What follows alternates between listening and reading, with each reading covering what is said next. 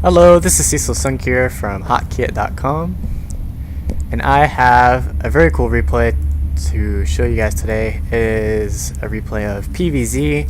I got this game, this replay from a ladder match that I just recently had. I think I actually had it a couple hours ago. And I'm going to be showing you a build that I came up with. It's not so much a build, but more of a playstyle, and it revolves around the Immortal, Sentry Stalker, and Templar composition in order to defeat your Zerg opponent, rather than more Deathballish Colossus focused play. And the overall idea behind the style that I'm going to show you is to have a playstyle that will benefit a player who is trying to push the limits of their capabilities. And what I mean by that is the playstyle will give a very high skill ceiling. There's really only so much you can do with a Colossus army, and I find that for a lot of players who are trying to improve and improve quickly, playing with Colossus focused styles just isn't very beneficial to you. It actually is, I think, rather detrimental and gets you into a mode of wanting your army everywhere you go all the time, and that'll end up hurting you when you get into higher leagues and people start forcing you to multitask. So with this style, you benefit greatly from multitask, whereas in other styles you don't so much. Okay, so enough about that. I'm going to go ahead and start talking about the actual build that I like to show. There's two things I'm going to be showing you in this video. I'm going to show you how to one-gate fast expand like I do, and the second thing I'm going to show you is the mid-game and late-game style. Overall, I'll give you a quick summary of what I'll be showing you for the mid-game and late game. Mid-game revolves around harassing with warp prisms, harassing with DT tech, and basically getting your army ready for battle. Late game revolves around having Templar, Immortals, and Blink Stalkers, and then of course if there's Hive tech, you have to react appropriately to Broodlords, which would be with Blink Stalkers or Void Rays. At least those are my favorite choices. So to dive into the replay, first I'll talk about the one-gate fast expand that I've been doing recently to great success. I like to place my pylon here, and I can describe why that is in just a moment. I like to place this pylon here because this Wallen was actually made, let's see, who did I copy it from? I copied it from I Am Youngclaw when I saw him do it on GSL one time. And it was back in a time when a 3-roach Speedling All-in was really popular on ladder, and I think this was developed, or at least people started doing this more often in order to kind of combat that All-in. The All-in revolved around a couple roaches sitting right here on low ground, shooting your Zealot. And my Zealot is actually not reachable by roaches on low ground if it plops itself right here, and Zerglings can't run by. A Zealot creates a full wall off. However, if you put your Gateway here, Cybercore here, and Zealot here, the Zealot's completely vulnerable to roaches on low ground, and so your Wallen is weaker against that All-in. I also prefer this Wallen in order to defend against early pools, and I can actually show you defense against an early pool in the replay after this one. So that's enough about the Wallen. Let's talk more about the replay. You can either get a Zealot first or an Assimilator first at this point in the game. I'm right at about 22 food. I'm not going to be referring to food counts much, so just keep that in mind, that right up here this food count is actually not going to be important for the rest of the game, this video. So like I was saying, you can actually get a Zealot or the Assimilator first. Either one is fine. It's up to personal preference and how the game's played out so far. Of course, if there's a really early pool, this would be a Zealot. If there was a really, really early pool that was some sort of cheese, like really cheesy thing, like 6, 7, 8 pool, 9 pool, definitely Zealot first, maybe even Chrono it. If the pool is later, then you can play a bit more greedy and get the Twilight Council, or not the Twilight Council, the Assimilator before then. Now, after you order your Zealot, get this Assimilator, I like to place a pylon on the low ground right here, and this position is actually very important. I'll zoom in a little bit so you can maybe see a little bit better. There is one block of space right below the pylon, and it might look to you like wings can run through this little location, but they actually cannot. They'd have to go around the pylon. This is a full wall off with my entire ramp. And you can do the same, I think, on every ladder map, and you can do the same right here. You want your pylon right here. So you should probably practice that a couple times to make sure you get your pylon location right. You don't want to be placing this pylon out here, it's too exposed. You don't want to be placing it here because it's not really beneficial to you and the power radius doesn't reach this assimilator, the specimen geyser. It's actually very important that you copy this pylon placement on the low ground if you're going to be doing this opening, and you'll see why in just a moment with my additional gateways. Now this is my preference in playstyle. I like to chrono out a very fast stalker almost every game while I'm chronoing workgate research, and the reason for that is I like to be a little bit active with these first few units. If I don't be a little bit active with these first couple units, this stalker, then I feel like a Zerg player feels too comfortable and they end up droning pretty hard early game, and there's not much I can do about it besides taking a risk and running across the map and hoping they don't have speedlings, which you don't want to do. So me knowing the time in which speedlings will be speedling tech will be available, which is usually about 5 minutes 15 seconds, get the stalker up before then, and I run around this portion of the map with my Zealot and my stalker and clear away all Zerglings that I can see. And what that will do is make the Zerg a lot less comfortable and just droning. Especially important to try to clear out both towers if you can.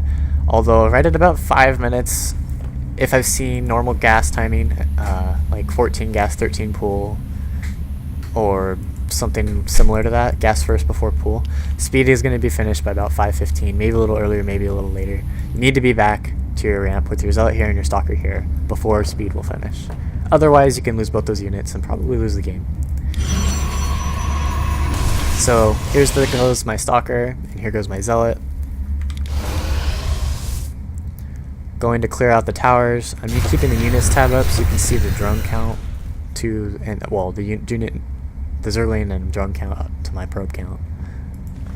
And you can see in the production tab, he's making 10 Zerglings. Those would have been drones if I hadn't made these two units. And now since he's making 10 Zerglings at this point in the game, I'm just gonna probably be ahead. I'll be at least on par with the Zerg. Good thing to do is to put the sentry, rally the sentry, right after the stalkers when you order the sentry. Put it right in this hole so that while your Stalker and your Zealot are out about, Zerglings can't run up your ramp.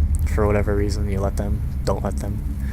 And then you get a Nexus, and you have completed the 1 gate fast expand. Be sure to be constantly making sentries out of this gateway. Don't let this gateway sit idle.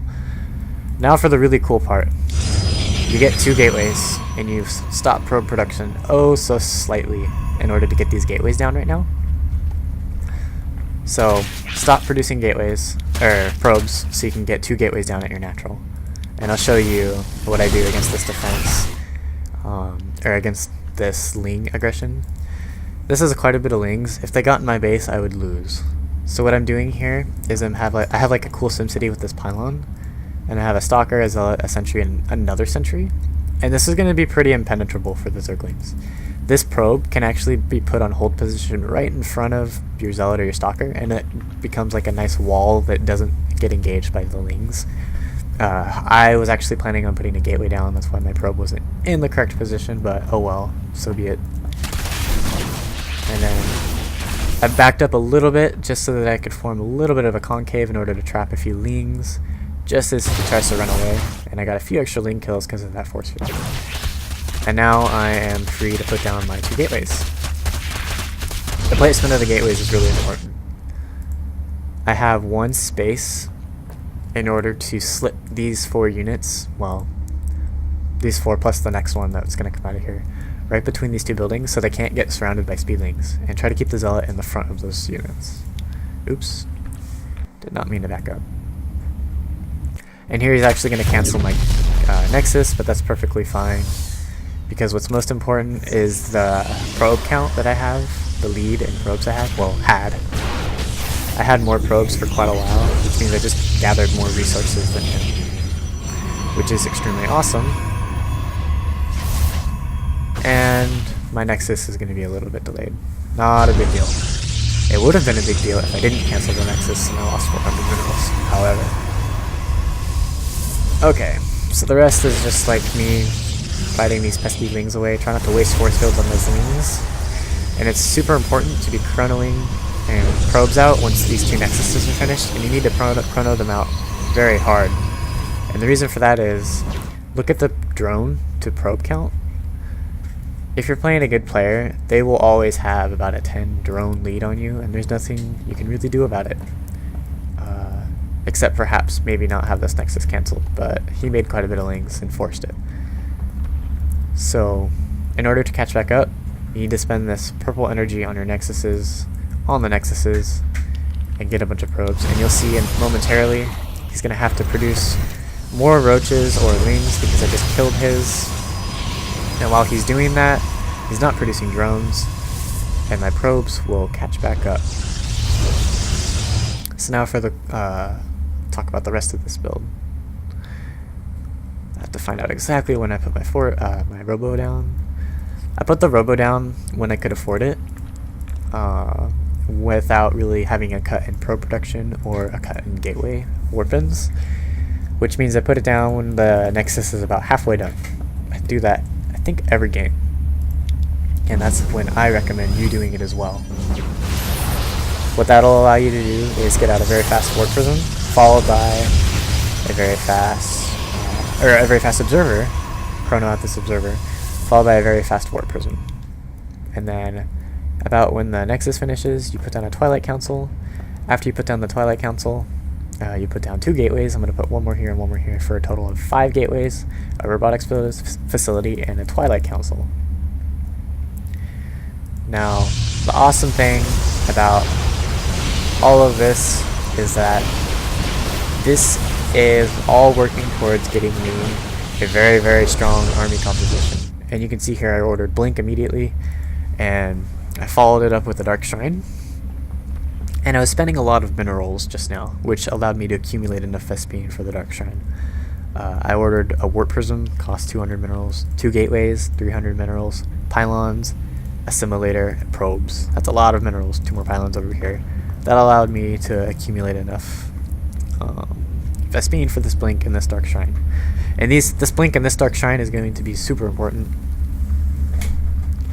in my army composition, because my army composition, like I said, is going to revolve around Blink Stalkers, Sentries, but not so much the Sentries. They're important to have in the early to mid game, but later in the game you only need a couple for Guardian Shield. So it's mostly Blink Stalker, Sentry, Immortal, and Templar tech. I like to go for DT tech before High Templar tech, so I'm going to be showing you the rendition of this style with DT tech, fast DT tech. And I didn't quite get to show you this, but there was a moment when I worked in 3 Zealots, and these 3 Zealots I used to scout for the Zerg's third, because I wanted to see when and where the third is going. Here they are. Right now is a perfect time. I'm at about 9 minutes, but it varies depending on how the game played out. Basically, it's at the time when the Zerg produces those roaches I was talking about, because he lost all his lings, his early game lings, is when he's going to be probably taking his third. And that looks like it's actually when the Zerg is taking their third. And I checked this base, I checked this base, and this guy, after checking this base, is going to come down here, check this base, and then I put them, 2 of them on the towers. So I'm going to see his third when his third goes down, unless he's taking a later third. So now I see it. Hooray. Good thing to do with your army during this time when you're getting your Warp Prism and your Observer is to kill any rocks. It's not doing anything, so make use of it and kill some rocks. So now I have my 5 gates. Blink Tech is being finished. Dark Templar are on the way. I'm starting to construct my Immortals.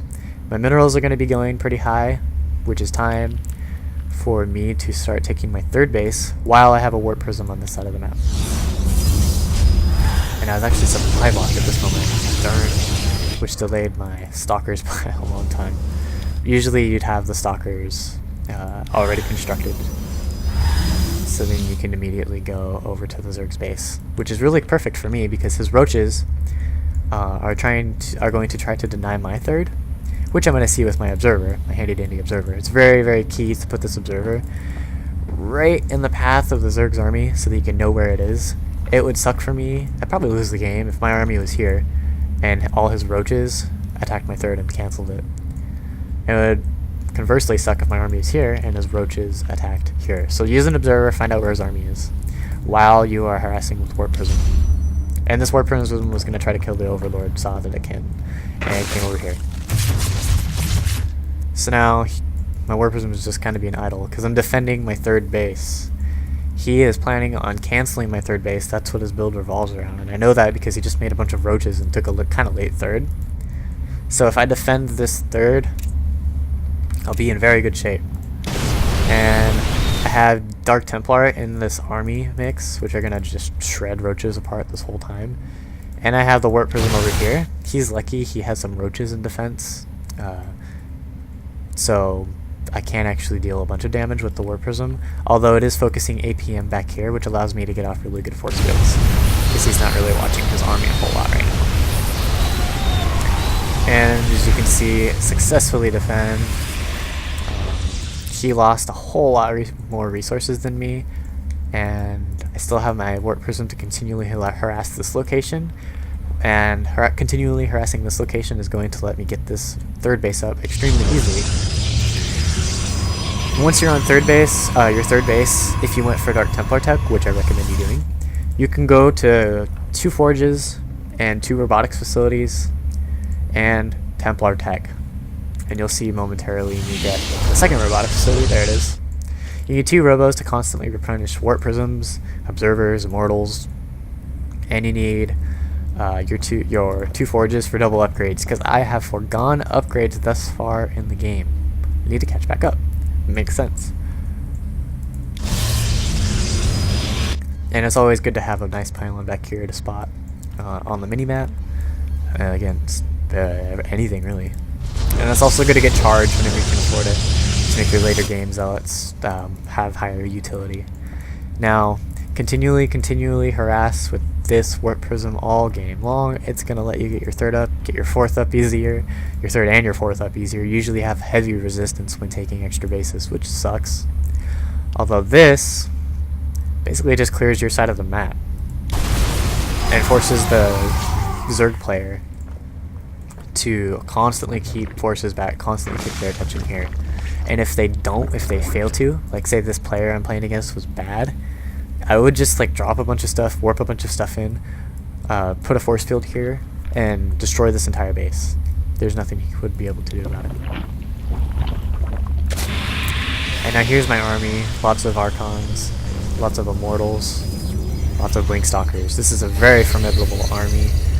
Really the only things that can take this army apart are a lot of Hydras or Broodlords. And since I am constantly putting on map presence pressure, harass, I'll be threatening with my army soon enough here, constantly threatening to press with my army.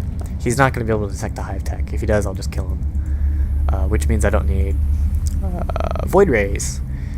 And I am delaying my Twilight Council. It'll be up momentarily. I think I wanted to try to kill him without the Twilight Council, but I highly recommend going towards Storm and Templar as fast as your third base is up. Oh, here it goes right now. Because as you'll see here, if I had a Storm, it would just wreck this battle and I would win hands down. And the reason I haven't gone for Storm while on 2 base is pretty simple. When you're on 2 base, you don't have much gas. You don't have much Vespeed. You don't have enough for reliable storm count. You will only have a very limited set of storms, and if you don't land them, which you probably won't be able to, I'm not even able to, you'll lose the game. The Zerg player can dodge. It's just not reliable to rely on a very small amount of storms off of 2 base in order to win engagements. So I like to rely on, instead of winning engagements with storms, I like to use Warp Prism Harass, which has great synergy with Dark Templar, all the while having Archons for Splash in my army and Blink Stalkers. It's just a very rather mobile, because of the Blink Stalkers, versatile army, because there's nothing that can engage it at this point in the game, which is going to do very well. It's just an extremely solid composition. If, and one side note, if you don't like delaying upgrades until your third base, you can actually get a forge while on 2 base and place of your Twilight Council, and delay your Blink tech and your Dark Templar tech by about a minute or so, and just get like your first attack upgrade or something of that nature. And continuing on with this engagement, it's actually pretty important to know how to engage well, because you don't have Colossus in your army. You have to actually have some skill in order to set up a really good engagement. You don't just simply make the Zerg player engage in a choke. For example, you want to try to have a good concave. If you see here, this player has the concave. So what I repeatedly do, and I just did moments ago, is grab these immortals and back them up to even the line out between these two armies. That way I don't have all these Zerg units firing at just a few immortals, while my stalkers back here are all firing at a small set of units. See here, I grab all these units and pull them back just to get a better angle. Blink these units over here, get more of an concave. And now you can see in the resources last tab, I just have a better composition than my opponent. The Archon soaked up a ton of damage. It's good to blink as many stalkers back during the engagement as you can to keep your resources lost tab as low as possible. And it looks like I lost my Warp Prism. I must have been doing some action in here during that. It's extremely good to do. Oh, nope, I brought it back here. Always have your Warp Prism here. Always be showing presence. It'd be good to also have a Warp Prism over here, which I get later in the game. Always, oh, here it comes right now. Always show presence with your Warp Prisms. And now that I'm on 4 base, I finally decide to go for Storm. You'll see me, there it goes. I got Storm right when I said I would, because it did myself so well. Getting these double upgrades, catching back up on upgrades. My opponent is, well, we're going to be even in a moment on upgrades. And high immortal count, because he's getting quite a few roaches. I know he's going to all of a sudden get a ridiculous amount of, what are these units? Hydralisks, because he saw my composition and he's going to react to it. And I'm going to be reacting appropriately with storms, which are going to honestly tear his composition apart. Tear a new one into his composition. You'll see here soon that I actually went for, I think, Storm Tech a little bit late, because I just didn't have enough storms in this next engagement to pull off a victory, and I had to wait for one more engagement. Now here's something very cool. I'm getting Storm Tech ready, and I can double click on my Templar. You can see that I only have 2 Templar and they don't have much energy. I'm basically stalling for time, and as you start getting better as a player, you'll learn when to stall for time and how. When you're trying to get some sort of tech before you engage, especially in this style PvZ, do something with your Warp Prisms, focus the Zerg's attention somewhere else besides your base. Give yourself some time. I was killing some drones here. I got 1 drone kill. But most importantly, all these units are now on a very good side of the map for me, the opposite end of the map from engaging me. All the while I'm hitting this side of the map as well. And you'll see here I actually clear this entire base out with this Warp Prism, this singular Warp Prism. Dark Templar killing queens is super awesome. Sniping lairs. His whole army is over here while I'm sniping this lair. I meant to right click these zealots onto the lair sooner than I did, but I take the lair out anyway, so now he doesn't have lair tech. He has to get another lair. And here you can see I just don't have enough storms for this engagement. You'll see just in a second. All these Templar need a little bit more energy for storms, just a little more energy. All these units need like 1 more storm on them and I would have won the engagement. So before you engage, what did you learn from this battle? Make sure you have enough storms before you go on a gigantic offensive. I had to back up all the way back here and then sack this expansion because I made a bad decision. And now the unit's last tab is back up to even, although I have 20 more workers than my opponent and a much higher income. So there's not really a way for me to lose. So now I'm just going to wait to build up a lot of Templar, a lot of Immortals, and then go attack the opposing player. And I'll have a ton of storms and he's not going to be able to do anything about it. I'm going to learn from my mistake, get a bunch of storms, and then engage. And here you can see I kind of throw a couple storms onto him to make him back up, Get out of here. You don't want to engage into this location. And I have I have another attack going on in the back, drawing my opponent's focus elsewhere. Allows me to get a very good position by drawing focus to another point. Come on. And now I'm going to start clearing out all these tech structures with this warp prism. And that warp prism basically made his army act really stupid, where it was all the way over here instead of getting into a good spot to engage me at. I just was able to get onto his side of the map and engage him. And it looks like at this point in the game, he gets a little impatient and tries to just run up and kill my army. And I just land the craziest storms you'll ever see. If your opponent's chasing you like this and you have Templars with Storm, just back up and like coat his army in storms like this, and you will just thank him for it. All his units are in the red. My immortals are going to start one-shotting everything, and that's a good game. There's nothing you can do about this. He lost the space to warp prisms. I had warp prisms harassing back here as well. And the immortal, Blinkstalker, Archon for splash, but most importantly, just Templar tech in general. It's just a really, really good, really, really versatile composition. And I proceed to gain a victory just a moment here, blinking the stalkers back to make sure I don't lose them, to keep my units lost count down as high as possible, or for as long as possible. And I end up losing only zealots in that battle and kill his army. So now let's talk about one gate fast expand defense, because I've found that when showing this build to players looking to improve, they're most concerned with laying defense while taking a fast expansion. So I'm going to show you an example, and this is a ladder game against a random Zerg opponent. What was his name? Focus My Head. It's like a High Master or Grandmaster player. And I'm going to show you how to take your natural if the opponent's being really annoying with a ton of lings, just like a ton of lings, laying your nexus when you're going for a 1-gate fast expand. Cool thing about the 1-gate fast expand is you don't have to get your nexus down after a gate. You can actually play a rather versatile opening. And this opening is going to be the exact same as last game, except for one minor detail. He's being very aggressive with early lings. Now I need to back up a little bit to show you the specifics of what I'm doing. I scout early lings right here. He doesn't have very many drones. He's getting gas, probably going to be fast speed to metabolic boost soon. So I know he's going to attack with a bunch of early lings. If that happens, block off with a pylon, chrono out a zealot, pull some probes. Now your goal is to kill your pylon.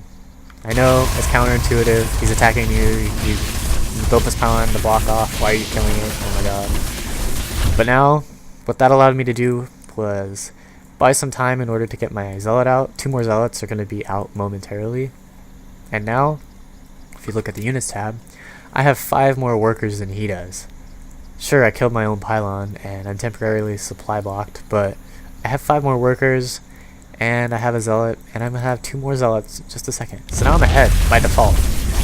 As long as you don't lose these probes, you'll be ahead. And he's going to build some drones in just a second. Watch, his drone count should go up. Unless he's really done with experiments. I continue making probes because I know I want to keep my probe lead. He's continuing to make lings. He's planning on canceling my nexus. He makes a bunch of lings. I'm proceeding with my opening, except I get one more gate instead of going for a 3-gate expand or a 1-gate expand. I know he's going to be making a lot of units. Just in case I counterattack, these lings will defend, and in case I try to go for a really fast nexus, they'll cancel it. So basically, this amount of lings is forcing me to react appropriately and play at the pace that he's setting. Which means I have to wait a little while to get my nexus down. So that's how you defend an early pool with this wall in, and the moment you can lay your nexus down, do it. And this is this is most important. This is what I wanted to really show you guys how to play with or play against. Is when you're getting your Nexus, what if he just makes so many lings? You can't defend it, and if you move out just a little bit, you'll die. Because look how many lings he has. That's a lot of lings. Look how many units I have. That's not a lot of units.